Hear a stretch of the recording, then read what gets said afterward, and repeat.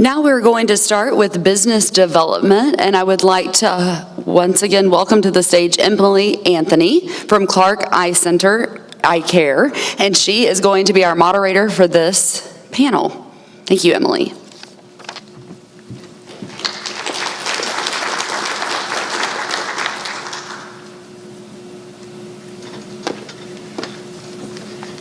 Good morning, everybody. I would like to introduce our panelists for Growing Your Small Business. First, I would like to bring up Daniel Leslie from the Small Business Development Center with MSU. He's been there since 2006.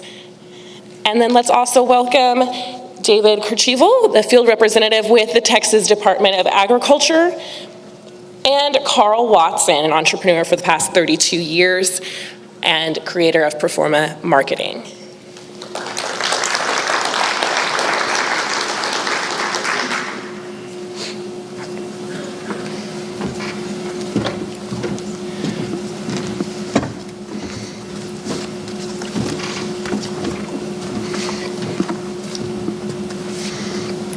All right, I think there are microphones behind you guys. If you want to turn those around.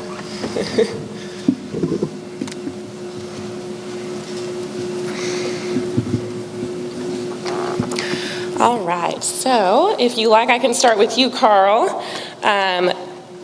You are, as I said, the creator of Performa Marketing, which specializes in kind of what you were saying, turning your customers into salespeople. You're good about coaching your customers to do your marketing for you. Can you kind of talk a little bit about that and anything else you have in mind with that? Thank you, Emily, and good morning.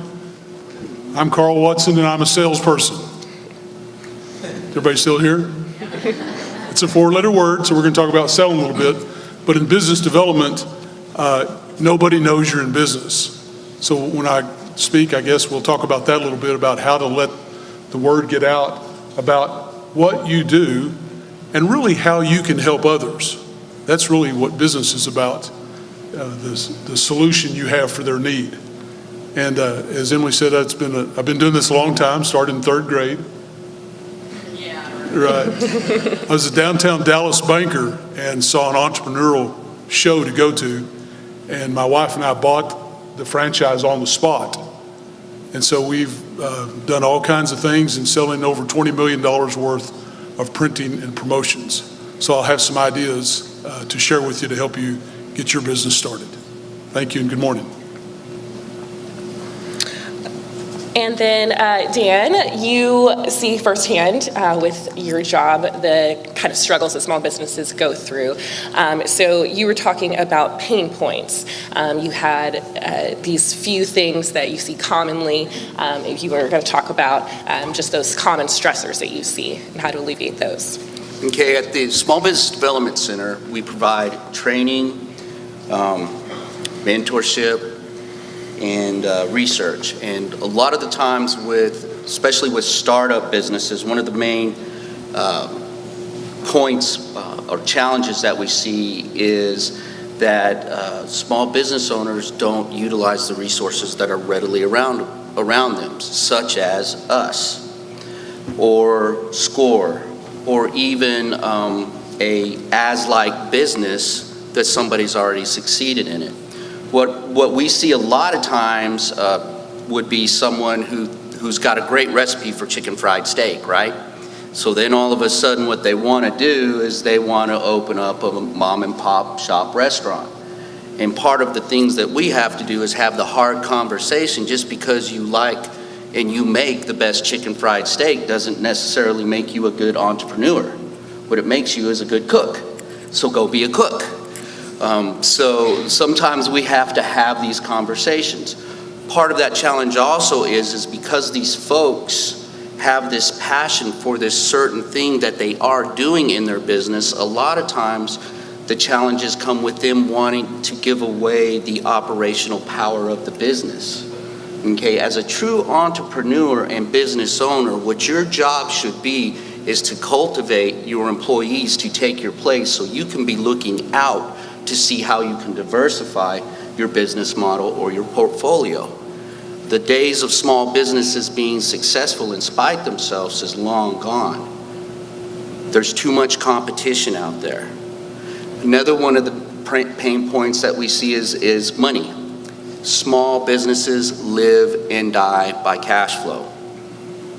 So a lot of times what happens, we'll have small businesses come in, we'll start to work with them, and then I don't see them anymore. This happens quite a bit because I give them a lot of homework. I put them through the gauntlet because I want them to understand what they're getting themselves into and what it's going to take. Well, part of putting that package together is figuring out how much money they're going to need. I can't tell you how many times I've had businesses open up and then come back to my door 6 months later, and they've ran out of money because their business plans weren't complete or they didn't do the proper research behind it. These are some of the challenges that small business owners / entrepreneurs run into. I want to leave one last thing real quick.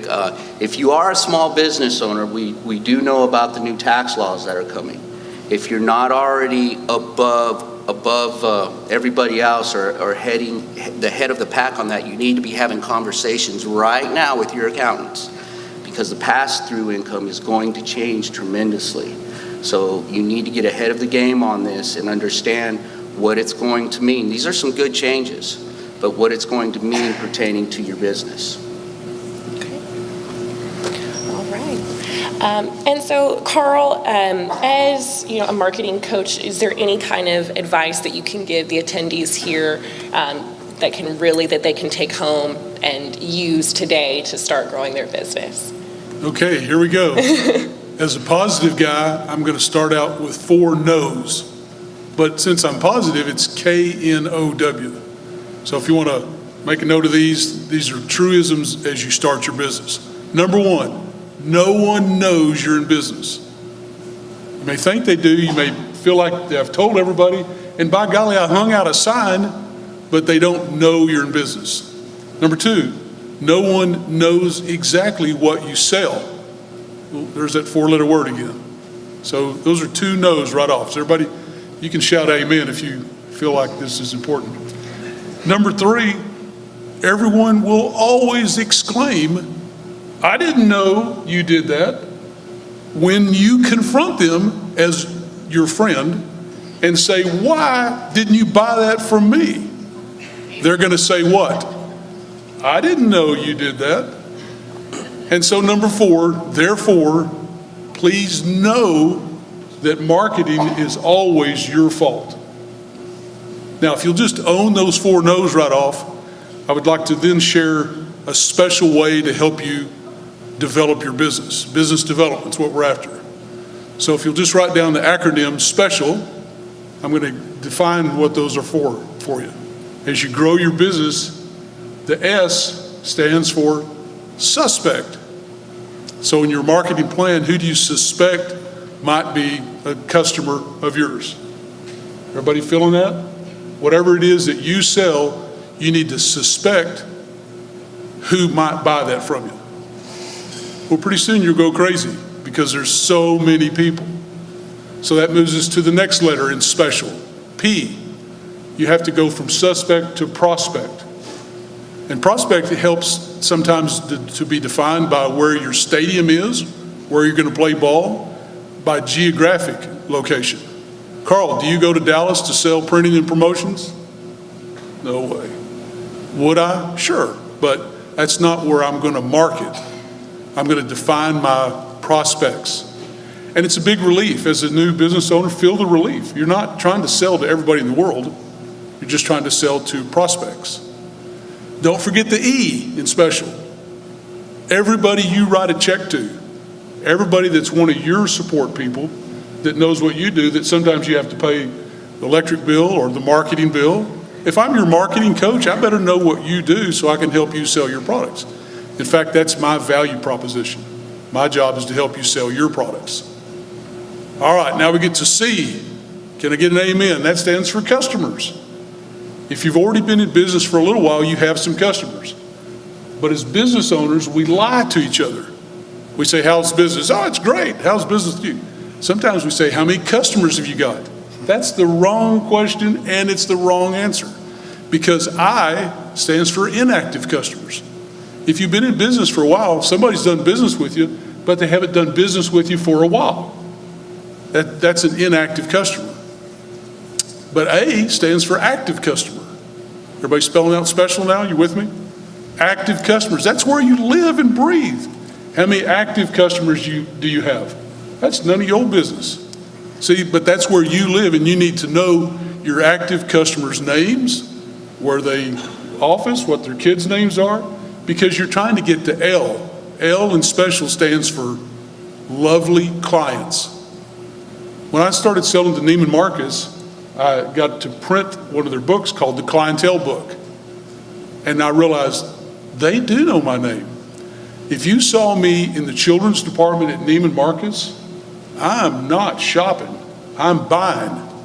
Mr. Watson, good to see you. Oh, we just got this nice little dress that Shelby will love. Can she wear it in our fashion show? That's clients. That's how you treat a client. So I didn't know the word client until I started selling to Neiman Marcus, and that's why Neiman Marcus is Neiman Marcus. So then Shelby would wear that dress in the fashion show, and guess what I didn't say?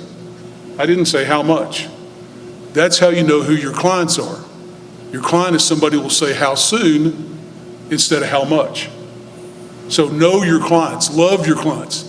Now, newsflash, it's a whole lot easier to sell more to clients, or it's easier to cross-sell than it is to cold sell. Everybody with me? So that's a special way to grow your business. All right, thank you, Carl. And then David, I believe you had a few things you can talk about as far as the Go Texan program coming up. If you can elaborate on that a little bit for everybody. Well, I want to talk about more than just the Go Texan program. First, I want to tell you, if you're in business in Texas, there are several organizations and agencies that want to see you be successful. In Texas, small business truly is the backbone that holds this state together. So many times I see organizations, companies that they fall into some of the pits that Carl talks about. They open their business, they've got a storefront, and they're there. Why the heck aren't there any people coming in? Well, if you're going to be successful, you've got to know your community. You've got to know the different avenues you have that can help you be successful. And because I'm in businesses every day, I'm going to say one additional thing that's not about grants or Go Texan. Know the true meaning of customer service. How many times, and I'll bet every single person in this room has gone in to do business with someone, and by the time they got in there and the way they were treated initially, they said, I'm not going to do business with these people. Because some folks have that attitude, well, I'm here as a store or a business of some kind. You're supposed to do business with me. That's not the way it works. Now, as it relates to these agencies and business organizations I'm talking about, there are literally millions of dollars out there to help. Now, please understand there's also a lot of people that need that help. But if you're going to be in business, look for those organizations, agencies, even charitable organizations that are wanting to help you be successful. Within the Texas Department of Agriculture, we have a number of different grants. All of these grants were designed to make a community better or to help a community be successful in some shape, form, or fashion. We have one called the Capital Fund Grant that if someone's trying to come into an area, most of you know about the big tile plant in Henrietta. They were coming in from another state. They were looking, we were one of the possibilities, we being Texas, but they needed some incentive. They needed something to help them put the deal over. Well, through the Capital Fund, we are looking at creating jobs. And if an organization is going to create jobs, we have funds to help them. We also have funds to help that community prepare the infrastructure so that they can do business. So get on the computer, go to events like this, and learn just how many different resources you have that might help fund your business and take you to the next level. It's not magic, it's not a complicated, well, I shouldn't say, well, it's complex, but it's not complicated, okay? There are organizations and individuals out there that will help you procure some of this money sometime. And in all reality, it can be the difference in your failure or your success. But don't overlook any. Would you believe that organizations like Texas Parks and Wildlife has money that could help? Texas Department of Agriculture, in the last 3 weeks, I've put out over $7 million just in North Texas. So there's funds out there, but you have to be aware of if you're eligible for them, how they're to be utilized, and then you have to do the follow-up so that they don't get charged back when you don't use them as they're intended. Call at any time. I'm outside. I have a table. You come get a business card. We have a one-page document that lists all the different programs. And we have things as simple as something called a young farmer that for people between the age of 18 and 46, if you're involved in agriculture, we have grants, not loans, but grants that we can give to help you expand that agricultural business. That's critical because our mean age for farmers and ranchers is way up there too high today. So please come by and visit with us. Once you're in business, please look at something called Go Texan. Go Texan is a program developed by the Texas Department of Agriculture in 1999. Its sole purpose is to help authentic Texas businesses that have a Texas product or service be successful. We do that through social media, we do it through promotions, we do it through a directory that lets people know about you. I can literally drive down the road and use an app to tell me if there's a Go Texan restaurant or a Go Texan business in a community. So it's important for you to glean as much knowledge as you can. If you're going to be in business, your education just began. It's not over. Thank you. Come by and see me. All right. And then let's see. Dan, I know something actually David said was earlier when he started speaking was about customer service and things like that. And that falls heavily on employees, which is a pillar for small businesses, is you need help. And that can be very, very difficult, is finding the right employees and retaining those good people. Do you have any tips on how to do that and how to grow your business through your employees? Yes. What we see a lot is small business owners and businesses in general being more reactionary than being proactive. What I mean by that is a lot of small businesses don't spend money on training. And that is so very important for two reasons. One, because as both of these gentlemen were just talking about, they were talking about relationship building with their clients, with their guests, with their customers. If you don't have a properly trained employee, that is not going to equate to a good relationship. How do you compete with the big box stores? Through relationships, through the ability of knowing what your people want coming through the door and having the ability to adjust fire immediately. Big box corporations don't have that capability that small business owners do. If your employees aren't trained to build these relationships, to ask these open-ended questions, you will never find that out. The other part is if you're investing in your employee, they feel valued. Okay, so You knew this wasn't going to happen without us talking about millennials, at least a little bit, all right? So out in the workforce currently right now, 1 in 3 employees are millennials, okay? Millennials, this is what they're telling us, and this is what we're not getting from them. Yes, they want more money. Who doesn't want more money? But what they really want is they want to feel appreciated, okay? They want to know that you appreciate the work that they're doing. We're not giving that to them. What they also want is they want flexible work schedules, okay? Well, what does that look like? Well, they want to be paid salary, okay? So if they've got an appointment in the morning, they can come in later. If they have to leave early, they'll come in earlier. They're not trying to get out of any work. What they want is the flexibility to have their life and do their work. They want to work from home. Can we do that? In a lot of cases, we can. It's just a new way of thinking for us, okay? If you really want to have an angle that a lot of small businesses or even corporations aren't giving what the millennials want, they want babysitting, okay?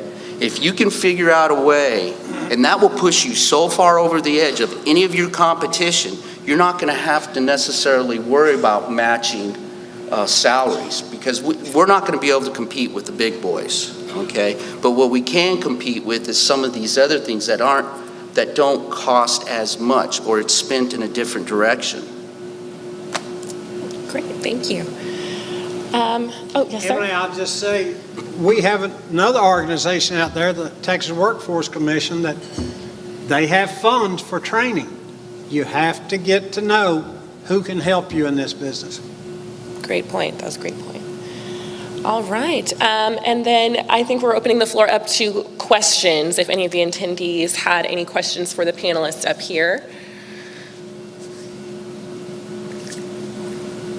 Okay. I've got a couple of Oh, Carl, actually, go ahead. Sorry. We're talking about new businesses, so let me just say the 2 happiest days of your business life is when you start your business and when you sell your business.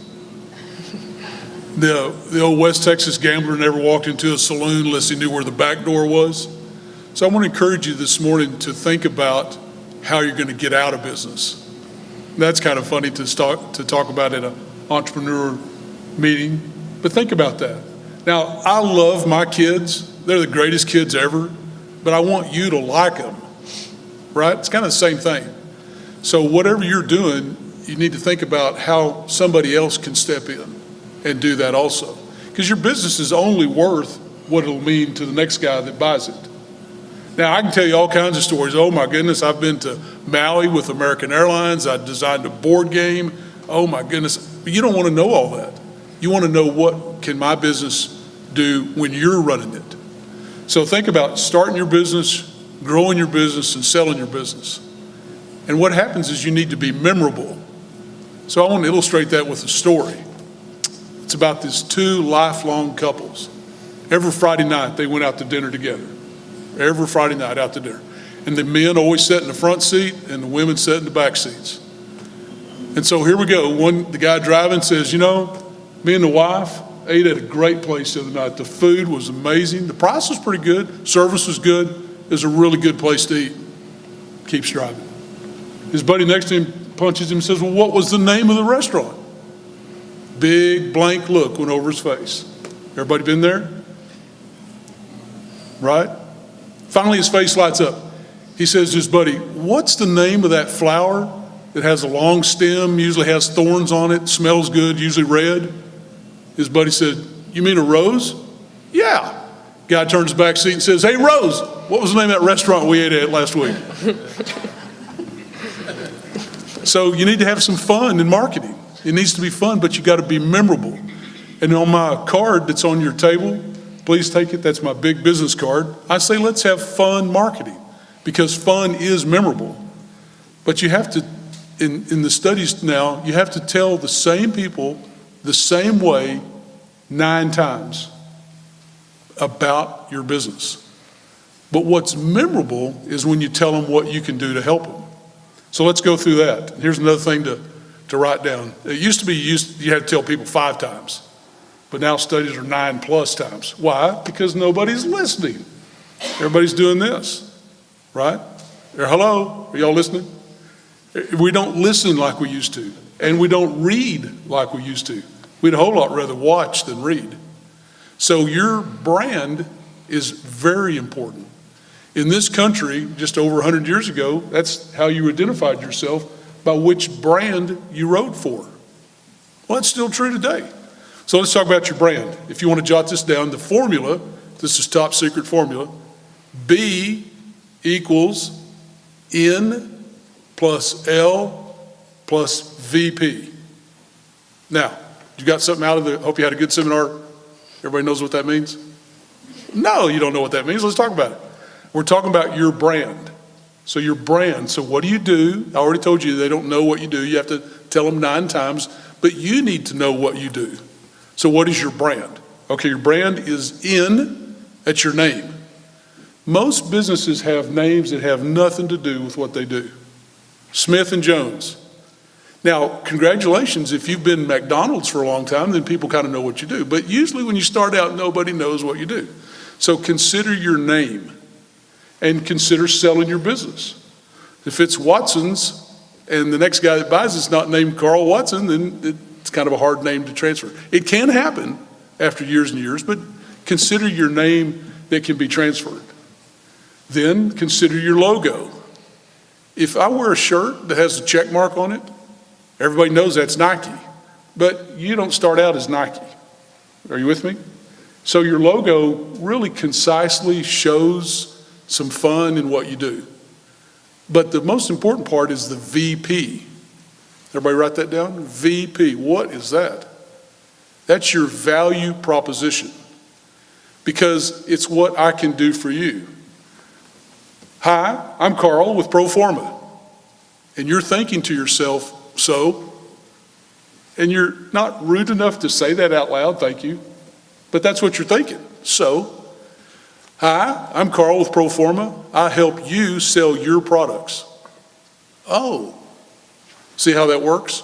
So it's not about me, it's about you. My wife always says there's 2 types of people. One that walks in the room and says, well, here I am. And the other person says, there you are. So your business needs to recognize your potential prospects' needs and how you can solve that. So your value proposition line, then it becomes part of your name, your logo, and your value proposition all rolled together to become your brand. So I encourage you to think about that.